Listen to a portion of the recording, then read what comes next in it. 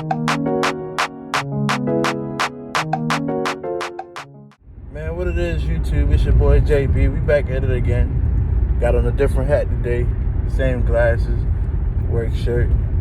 No, it's my work uniform, so don't worry about me. Just hear me out, man. I want to talk about that whole situation with Jordan Neely, the guy in New York who just recently was, I guess for lack of a better way of saying it, he was put down because he was exhibiting behaviors that put everybody at risk on a train in New York, or subway, excuse me. Same thing, but a lot of people are trying to pretend or compare. Let me not even get controversial.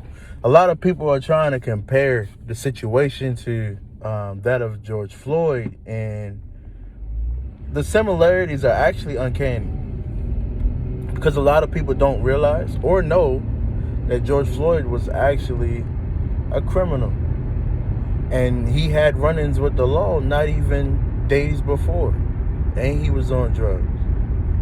The difference is Mr. Jordan Neely, rest his soul, he was actually somebody who they say was suffering from mental illness.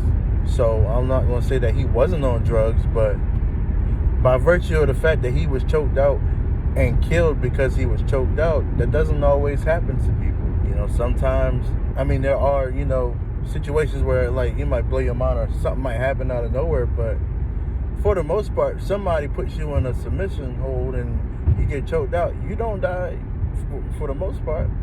They knock you out. So we don't know if there was something else in his system, or if he was just super duper hyper and he had a heart problem. We don't know all of that stuff. What we know is apparently he was putting a lot of people at risk. He got on a train saying that he didn't care if he got arrested. He didn't care if he didn't care if he died.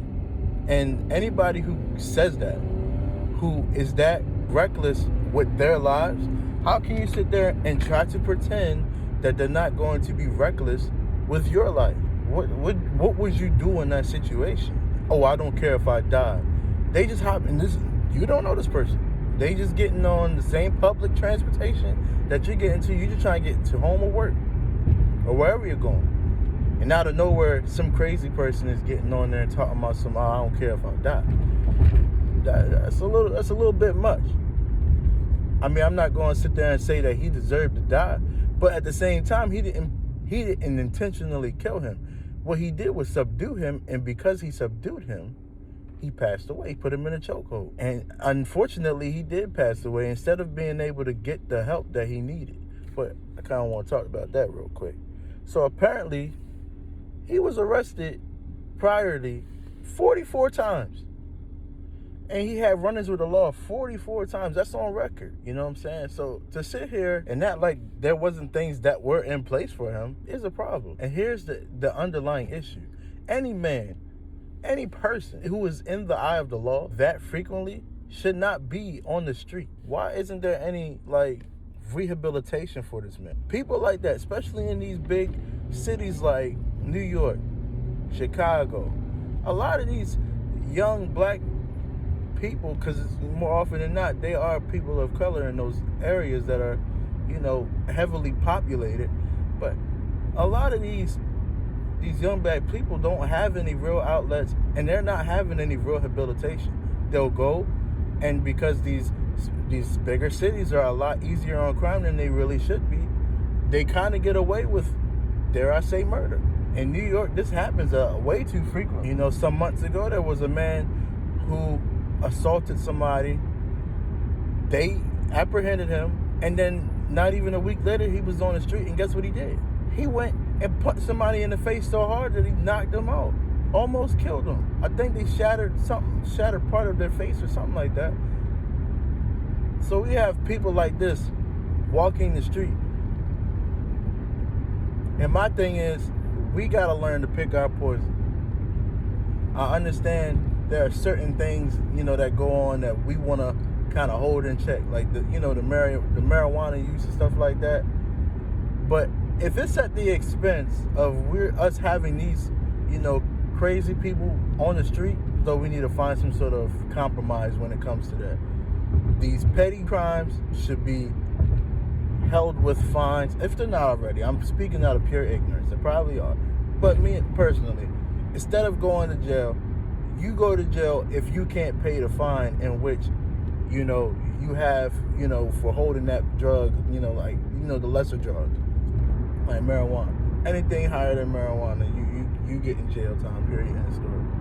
But forgetting all that, because I don't smoke, because I don't really care about that. But really just thinking about it, the common sense should come in when we're trying to think about these criminals and them being allowed to do what they want to do. I'm not understanding why we are so soft on crime and criminals in these bigger cities. You don't hear stuff like this happening in cities or in states not even cities, states like Texas. You don't. Why? Try that in Texas. Try that in Florida. And people from Florida, they are a rough bunch. However, you try that in Florida, it's not going to fly. Try that in Alabama. Certain areas, it's just not going to happen. So the sheer fact, it could be the media portraying it, because crime happens everywhere, and it happens with different demographics of people. However, we get these stories where they feel like they can sell something.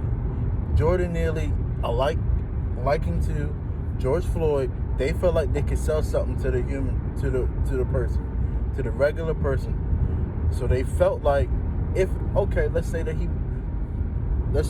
he was killed. If he was killed by a cop, I'm telling you right now, oh my goodness, it would have been crazy. Pandemonium, another BLM riot. Although there might be some, because I believe the Marine was a white man Jordan Neely was killed by a Marine who subdued him and accidentally, I think it was an accident, put him down. But again, like I said, BLM might try to resurface, and Al Sharpton and all them might try to come out the woodwork talking about racism this, racism that. He's another black man who needs help. Why wasn't he given the help when he was alive?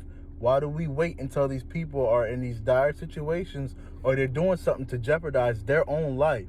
Isn't that the point in putting them into these institutions? Granted, the institutions didn't do what they were supposed to do, and they weren't good, like insane asylums. That's why they're no longer. We know about the abuse.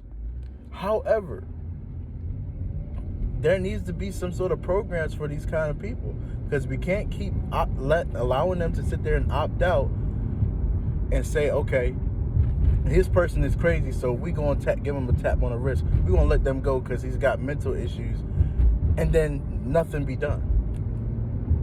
That's the problem. Just because he has mental issues does not mean that he's not a criminal and he's not above the law. He's totally a regular person that just needs a little bit more. So because he needs a lot more, he needs to be institutionalized. There's nothing wrong with saying that about a person. The problem is people are scared because of what they heard about in these institutions. Clean up the institutions, help the people who need it. Drugs and medications aren't going to save these people. Being off the street is not going to save is going to save other people. We need these criminals and people of like minds to be off the street. You sitting there, we're going to, like I said in the last video, we're going to go to a third world country so quickly because of just the state. The state of where we are.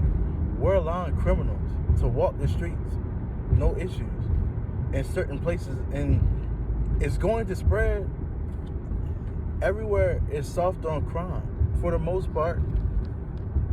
Now they got mad with Texas because Texas wants to bring back the death penalty. But if you got 44 criminal charges, all you're doing is just making your rap sheet enormous. It's not a joke. It really isn't. It's not funny for these people to have the rap sheets that they have. They need to be locked up or institutionalized, period.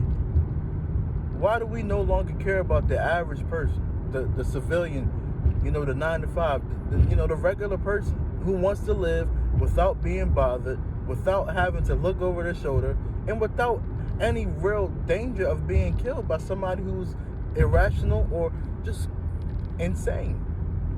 Let's call it what we want to call it. We're worried as a society about the wrong things. We're worried about being able to say gay, worried about people allowing us to be fat, but when it comes to, our lives and us being able to just live, nobody cares. It's not a thought. Nobody brings it up. But anyway, peeps, I'm gonna holler at y'all next time, man. Take care, man.